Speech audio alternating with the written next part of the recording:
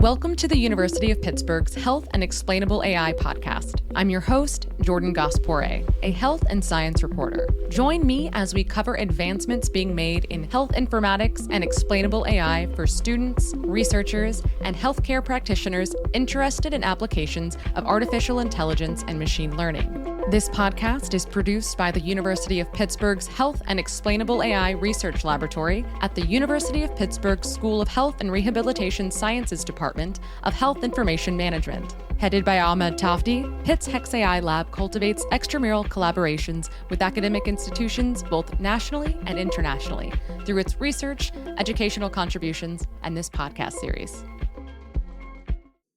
Hello and welcome back to Pitt HexAI, a podcast series produced by the University of Pittsburgh's Health and Explainable AI Research Laboratory. I'm Jordan Gass-Poore, your host, and today we're going to speak with Aristotelis Tsirigos, professor of pathology at the NYU School of Medicine. Welcome, Aristotelis. We're pleased to have you on the podcast. You've been working with an international team of researchers to develop a cutting-edge computing system called histomorphological phenotype learning, or HPL, that's capable of helping pathologists diagnose cancer faster and more accurately, leading to improved cancer care in the future. So before we dive into your cancer work, which we found published in Nature Communications, would you like to introduce yourself and tell us about the different roles that you're filling at NYU? Of course, happy to introduce myself. So I'm at NYU School of Medicine. I'm a professor of pathology and medicine here at NYU. And I also have two leadership roles. One is the director of applied bioinformatics laboratories, and the other role is co-director of precision medicine, which is a new division in the Department of Medicine, focusing on how we can use multimodal data from different sources, different types of data, patient data to be exact, to improve patient care. How long have you been with NYU? It's been 10 years. Interestingly, I got my PhD from NYU, from the computer science department, and now I'm at the School of Medicine for 10 years. All right. I'm curious too that, as a journalist, I like to ask this question because I think sometimes even journalists don't necessarily how to communicate what people in the medical profession do and what their roles are. That I'd love to hear how you describe your work to a journalist or to a layperson about what you actually do. It's a good question. If it makes you feel better, my wife still claims that she does not understand fully what I do. I think my son does, actually, especially in the computation field, in the precision medicine field. It's important to understand that it is about the data. We really follow the data. You can start thinking about, as a patient, about the clinical history. Look at your electronic health records data. Perhaps you did some blood work a month ago. That goes into your data. Your demographic information goes into your data. Also, imaging data. I think many of us as patients now realize that we have access to all this data, including imaging, on our cell phone devices. So you do a test, maybe even the same day sometimes, amazing, an ultrasound or an MRI or a CAT scan, it appears on your phone screen. And then perhaps a day later, you get the report from the radiologist or the pathologist. You can schedule appointments, you can do virtual visits, everything, on your laptop, which is kind of interesting, or your phone. What we do on the other end, of course, with all the protections that are important for the sensitive information, we design studies. Typically, we have a very narrow question that we're trying to answer. And we design studies. We collect the data that are found in electronic health records, or we generate data by collecting patient specimens, patient samples. We generate more data, and we try to answer these specific questions. It can be a hypothesis. The big picture is really, at the end of the day, to try to improve patient care. Typically what we think when we say improve patient care is, when is the next drug going to come out, right? When are we going to cure cancer? That's not what we can do on a daily basis, right? It's impossible to discover new cures every day. So it's always small steps, and it doesn't necessarily need to involve a better drug. What we're trying to do in the precision medicine department is to think about this vision where we decide, using data, whether a drug is a good candidate for a patient. Maybe no drug or a different drug is a better candidate. So it's not always about drug discovery. I know many people have this in mind. That's why I want to clarify this. But at the end of the day, we're looking at lots of data, we generate lots of data, and we try to find interesting patterns that can help us improve patient care. Thank you for that. And yeah, thank you for bringing up the fact too about the curing cancer, and we can't do that in a day. And also, what I like to tell people, having done reporting on cancer, is there are a lot of cancers. So when we talk about curing cancer, which one are we talking about here? That one cure, may not be in the end a cure for all cancers. So Exactly. And that's why you do need precision medicine. If I'm going to take this to the extreme also, even a given cancer, a given tumor in a given patient is multiple diseases at the same time, because cancer itself is so heterogeneous and it keeps evolving. Starts with our own DNA, which keeps mutating over time, before and after therapy. And that just tells you how complex the disease is. It's not even one disease in one patient, it's many diseases. thank you for that. I did find it very interesting. So that prior to working at NYU, that you worked at IBM for a number of years. Is that correct? Yes, that's correct. So how does one go from IBM? I know that you did your PhD at NYU, but I'm imagining, right, that you probably went to work at IBM first and then got your PhD, or what was the timeline for It's that? a good question. It's actually important for people, especially young scientists today, to understand the different trajectories that people can follow and to find themselves in medicine. My story, I think it's telling a lot. So I started as a computer scientist and electrical engineer back in Greece. So I did my undergrad there. And I would say many, many years ago, would have never imagined that I would be doing research in medicine, becoming professor of medicine, trying to improve patient care. But it happened. And what inspired me, I mean, today's a different world, but perhaps it's more obvious. But what really inspired me was the Human Genome Project, which was, I guess, 1998, early 2000, because I really found an opportunity to use my computer science skills to make discoveries in biology and eventually medicine. So I decided essentially to go for a PhD in the field of computational biology that did not even exist back then. So it was a degree in computer science, but my research was in biology. One thing led to another. In fact, I went to IBM Research after my PhD. So I joined computational biology team at IBM Research. You may know that IBM does research in many different fields, including computational biology. So I was there for a few years. And again, that tells you how flexible the environment is today. So you start in academia, perhaps you do graduate studies, you do a PhD, then you may move to industry, even if it's a research lab, continue your career trajectory there, but then decide to go back to academia. It's really possible today to follow your passion and really make choices that have an impact on society. That's how I see it. So I was at IBM for a few years, then realized that if I'm going to have an impact in the medical field, I have to be closer to a more part of a medical institution. Why? Because our patients are here. This is how you get access to experts, clinicians who treat the patients. You get access to the data. You get access to patients themselves. You get access to wet lab biologists who do experiments, and you're really in a position to make discoveries. Thank you for that. And before we jump into your work in bioinformatics, again, I love just to be able to hear it from the folks that we have on the show about how they describe these terms and the work that they do. So I'd love to hear how you would define or describe bioinformatics for a layperson. So it's a term that keeps evolving, but it is really about informatics. It's really about information. And by information, we mean data. Data is all we talk about. And going back to what I was saying before, it can be electronic health records data from the patient's history, family history. It can be imaging, radiology, pathology. And then what's becoming new, and again, perhaps that would be important for our broad audience to understand, what's really becoming new beyond clinical history imaging that we all knew about as patients is molecular information. Let's start with DNA. I mentioned the Human Genome Project, which was completed about 20 years ago. This revolutionized the field because it was the first time that we read our own DNA, our own genetic material, what we're made of. Of course, that cost billions of dollars. That's not the case anymore. You can get your DNA read, and every single person has a different DNA. But we can read our own DNA in the lab, or we can request it as individuals at a very low cost today.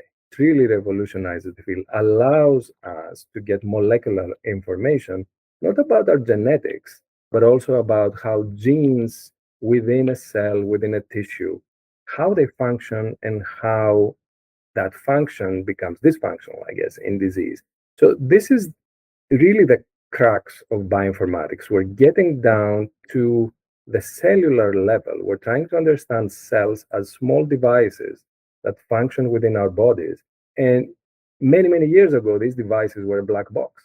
We didn't know how they function. Now it's our job, and we have the tools to really understand how these cells function, both individually and in the context of a given organ, given tissue, and what happens, of course, in disease. And because we're talking about a lot of work, and like you mentioned a couple of times, that is data focused, then I can imagine that, I still was a child of dial-up internet and understood the problems of even downloading an MP3 song. So I can't even imagine what it would have been like in those early days, like you said, that 1998 Human Genome Project. But when you started getting into this work, just because of how fast technology has evolved, and even with, internet speeds, that I'd love to hear what life was like when you started getting into this, prior to, the iPhone and, high-speed internet access, and how things, have become, I'm hoping, easier because of that, but I don't know. Definitely easier. Technology has moved so quickly the last decade on many, many different fronts. And that's what actually, in many ways, enables the work we do. When I did my first coding exercise, I was still in elementary school many, many years ago. There was no internet. Today, there's just young kids, they cannot even understand how this is possible. And just the amount of information you can find online, with all the caveats, of course, there's misinformation, but just the wealth of information that is out there. I always think about kids and the new generation, think about my son, and I see how many tools they have at their disposal to acquire knowledge. It's just amazing. You can ask anything online. I mean, you can ask ChatGPT, or you can search, you can use search engines, and you can learn so quickly with videos and text. And these are tools that we also use as scientists. So going back to your question about perhaps computational infrastructure, think about it. So in the initial Human Genome Project, we read only one DNA from, let's say, one person, or it was a combination of people, I guess. We call it the reference genome. Today, we have equivalent of probably petabytes of data. And still, because of technology, we can move this data around. So data can be generated in one institution, and then data becomes published, but becomes available to the public. So we can get this data, we have access to all this data to make even more discoveries by combining all these different sources. And internet is one big part of this. Communications in general, the fact that you can share information quickly and reliable. The other part of this is computational infrastructure and computational power. So going well beyond what we had available just a few years ago, it's now possible to analyze this data quickly because we have these new types of processors, the graphical processing unit, GPUs, that allow AI applications, let's put it this way, neural networks or AI applications in general, to learn from big data. Even 10 years ago, honestly, that was not possible. Even if we had lots of data 10 years ago, without the computational power we have today, it wouldn't be possible to train complex AI models to do the amazing things that we just start see happening out there. You mentioned, young people and the tools that are out there at their disposal to be able to learn and to do some of the work that, you did early on and what you're currently doing, but for students who might be interested in taking a career path like yours that, may not be necessarily the most traditional path because of your work at IBM too, and then going back. But I was curious about what kind of advice you would give those folks, because, we do have students that listen to this show. Definitely. So different types of advice. Definitely ask their teachers. go talk to your science teacher. Say, I'm passionate about science. And to me, honestly, motivation and passion is the motivating force, driving force of everything behind science. Because let's be honest, you're not necessarily doing it for the money.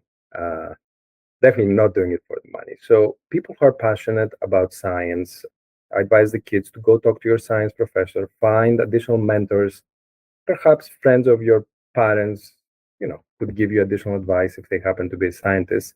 But definitely talk to your science professors. Try to get in touch with scientists at universities, perhaps do a research project just to try to understand a little bit more about science.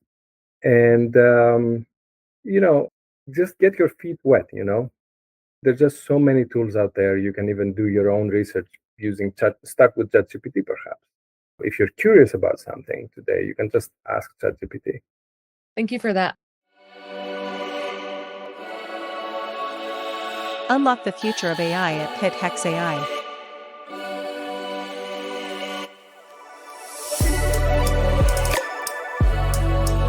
Pitt HexAI is where the brightest minds at the University of Pittsburgh come together to push the boundaries of artificial intelligence.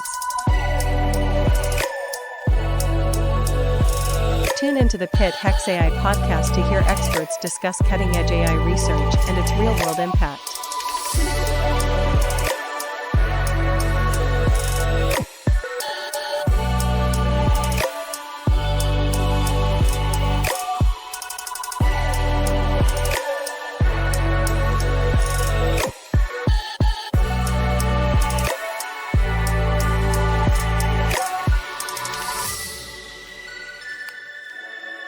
Join us at Pitt HexAI and listen to the podcast today. So we learned a little bit about your work from a recent article that caught our eye. It was called AI System Learns to Speak the Language of Cancer to Enable Improved Diagnosis. We'd like to discuss the research in detail, but first, can you give us a summary? I mentioned I like my definitions too, but can you give us a summary of that article for us and who you collaborated with on that project? Yes, so this was a fantastic collaboration with the University of Glasgow. In fact, the interesting thing talking about technology is that we've been working together for 2-3 years now, and we've never met in person. So all the work has been done over Zoom meetings. So the work was focusing on a field of medicine, which is called pathology. So patients would understand this, especially cancer patients. What happens is, let's say the doctors identify a suspicious lesion, or you do an MRI or a CAT scan and you see signs of potential tumor. What happens as a next step is typically a biopsy to confirm presence of a tumor. And so what happens after a biopsy is taken, this goes to the lab and a technician prepares what's called a pathology slide, which is essentially a piece of tissue marked with certain stains.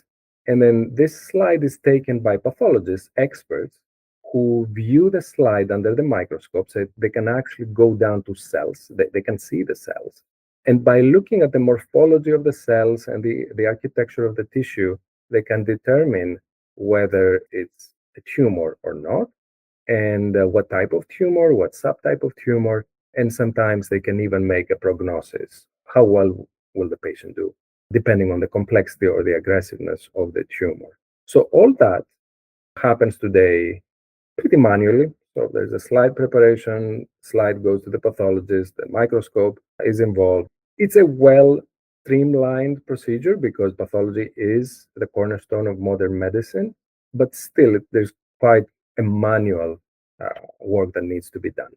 So the goal of computational pathology is kind of a nascent field, is to leverage AI, not to replace pathologists, not to replace the experts, but to help the experts streamline their work and perhaps on the research side make new discoveries.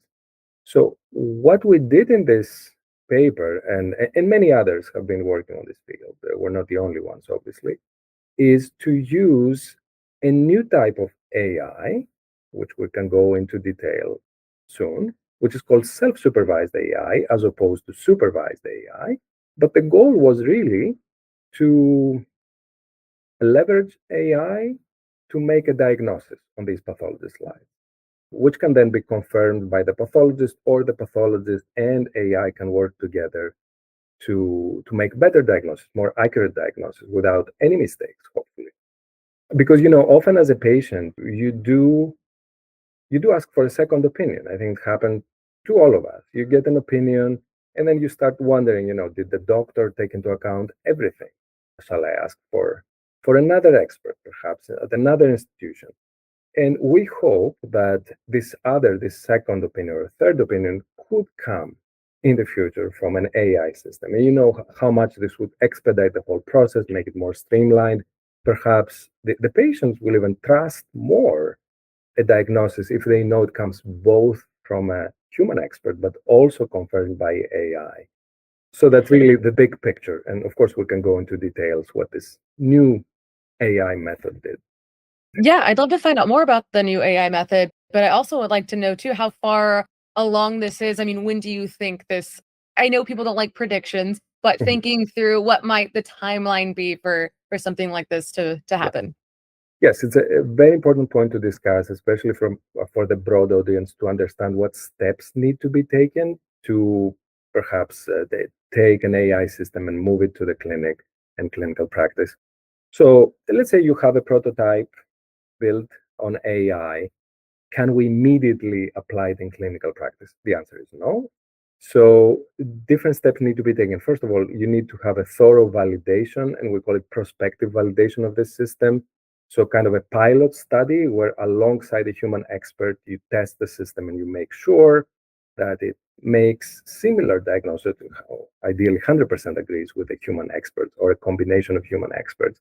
So that's number one. We partially did that in the study, of course, to show that the model can make accurate predictions.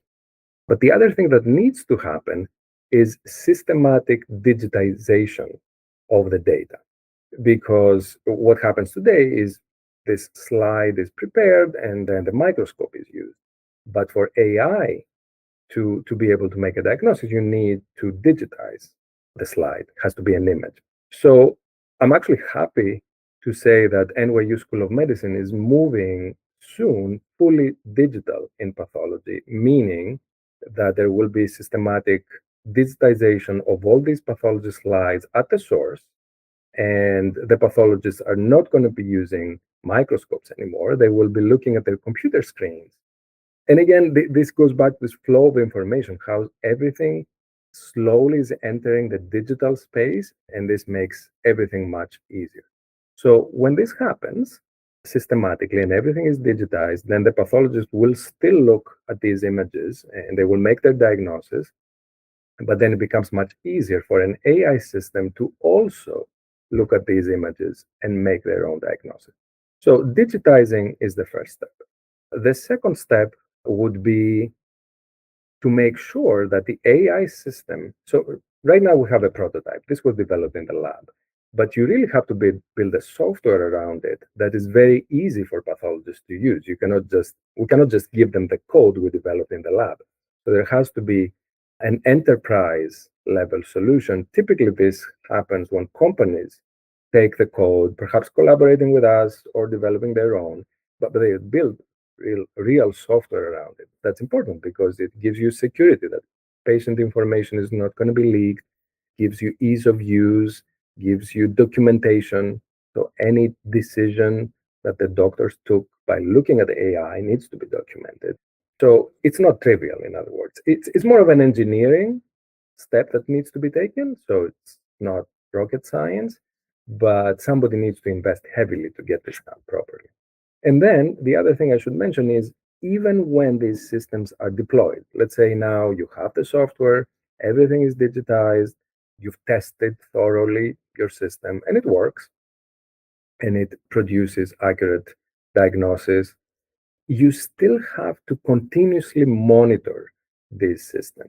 It's kind of continuous education for physicians to account for new developments in the field, or to make sure you're still sharp and you can still make good diagnosis. It's absolutely the same with AI systems.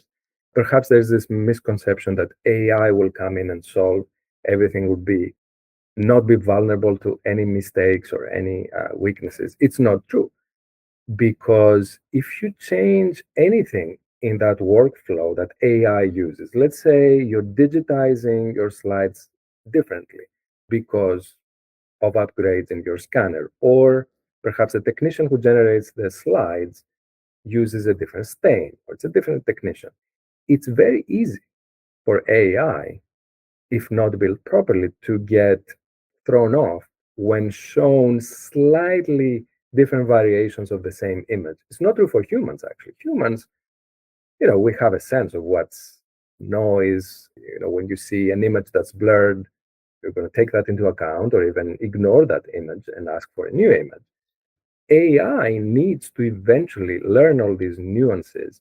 And because we're not there yet, we need to monitor it continuously. I'm glad to hear that the conversation, though, is around AI and humans and not AI replacing humans to do this work, that working together. So thank you for that. I would love to actually know the difference between the self-supervised AI and the AI that is supervised by a physician, and how that would work in practice, or how that is working in practice right now. Yes. So the real novelty in this study that we recently published is that we leveraged a new type of AI, which is called self-supervised AI, as opposed to supervised AI. So you can kind of think of this as the difference between a teacher teaching you what is right, what is wrong, or teaching you how to do something, as opposed to teaching yourself something by experience, experiencing the world and understanding different patterns, what works, what doesn't work for a given problem, and really gathering all the information yourself and essentially teaching yourself. So that's self-supervised. And the way it worked in this particular project was by collecting large amounts of imaging data, pathology data, so the data that pathologists use to make a diagnosis, but not feeding the AI algorithm anything else other than the images themselves. So AI had no idea what's important before training. No teacher, no human expert told AI that, this is lung cancer, or this is breast cancer, or this is a certain subtype of lung cancer versus another. So AI had no additional information. But by looking and training itself with millions of data points and looking at these data points over and over again, imagine as a human looking at pictures over and over again, and eventually, as a baby perhaps, if you're being shown pictures of animals, cats and dogs, eventually you're going to understand that they're cats and they're dogs. Perhaps you don't know how to name them, but you know they're different. That's exactly the point here. By being shown enough data, AI can tell apart different types of cancers, different types of subtypes of cancers, or within a given tumor. We discussed before intratumor heterogeneity, how heterogeneous tumors are. AI, given enough images, can start understanding the nuances and the different patterns within different tumors from different patients. So that's exactly what happened. We fed it millions of data points. And essentially, sometimes what I like to say is that this AI, self-supervised AI, was able to teach itself pathology without being shown by experts. So it really figured out what is important in the field of pathology. Of course, it didn't know at the end of the day how to name the different entities. It didn't know that it's one type of lung cancer or another. So in the end, after it found the patterns, we kind of work with pathologists to tell AI eventually, okay, this is what you found. Yes, it makes sense. And it happens to be lung adenocarcinoma. This other thing you found that corresponds to different types of images, you're right. It is different and corresponds to, let's say, breast cancer. So it found everything that was important. And then we went back and validated all the entities. In other words, it discovered language. And then we validated that. What format did you input the images into the AI? It's a typical format that we use when we take photos, right, with our cell phone. It's not exactly the same format, but very similar. It's as if we fed it photos from our photo album. It's really simple. There's no magic there. Yes, no magic there. And yes, I mean, much like even audio editing, people sometimes think it's all magical. No, it's not magic. It's a skill that you can learn. So on this podcast, we'd like to focus on explainable AI, hence our name. From your vantage point, how do you view explainability and, specifically about the work that you do and how Mhm. explainability fits in with that work? Yes, I totally agree with you. We take it very seriously. I think it's very important because it will help build trust both with the experts and the public. And this is actually another advantage of the self-supervised AI that I was explaining before. So the way we built the system is, number one, we fed all these images to AI. It learned by itself all the patterns. But once it learned the patterns, and we described 50 different phenotypes, we call them histomorphological phenotypes in our study. Once it figured out that there are about 50 of them, we asked experts to go back and evaluate what AI found. What are these 50 clusters? And label them. First of all, their first task was to really confirm that these make sense from a pathology point of view. But the second task was to say, okay, cluster one looks like tumor cells surrounded by immune cells, right? That's important. So we make a label for this, a phenotype cluster. And then perhaps there's another cluster that AI found by itself, which corresponds to blood vessels. Right, we know that. Check that box. And then there's another one that perhaps has cartilage or bone or immune cells just by themselves, or perhaps tumor cells with no immune cells. All these things are very important. So AI found the clusters, experts interpreted the clusters, and then we went on to say, okay, let's now build a model, build an algorithm that using these histomorphologic phenotypes that the machine found that the human experts labeled, can you predict how well the patient will do? So we build a model, but typically when you build these machine learning models, they're black box. So you don't know why they make this decision. In this case, because we involved experts to label the patterns that AI found, we can totally explain why AI thinks a given patient will do better or worse. And that's extremely important because then the pathologist will take the report, something like a report, think about it, and the AI will tell the doctor, okay, I believe this patient is going to do poorly because it has tumors with no immune cells. So it's really explainable to human experts. And then, of course, the doctor doesn't have to agree, but at least they will know why they should agree or disagree. It's not going to be a black box. It's going to be fully transparent. Well, because your work and the project that you've talked with us today about involves not just you, but a bunch of other people. And on the show, we'd like to leave our listeners with any takeaways or shout outs. So I want to leave the floor open to you to make any shout outs for our listeners. Absolutely. Let me start by saying when I was an elementary school kid, I had this idea of science as, this crazy scientist that works in isolation, in a lab and makes these amazing discoveries. And this was true decades ago, centuries ago. It was absolutely true. It's a very different landscape today, and it's actually much more fun than being isolated in your own lab and doing discoveries by yourself. Everything today is team science. It involves many, many people, students, trainees, engineers, computer scientists, clinicians, wet lab scientists. So I would definitely like to acknowledge everybody who has contributed in this work, including, of course, our collaborators from the University of Glasgow. And we have multiple other ongoing studies we plan to publish hopefully soon, and many other exciting projects in our precision medicine division. And if there's students out there or aspiring scientists, I encourage all of them to really reach out to us. Thank you so much for that. And thank you so much for joining us today on the Pitt HexAI podcast. Thanks everyone for tuning in and for following the show. The Health and Explainable AI podcast is produced by the University of Pittsburgh's Health and Explainable AI Research Laboratory at University of Pittsburgh School of Health and Rehabilitation Sciences Department of Health Information Management. I'm Jordan Gass-Poore. Thanks for listening.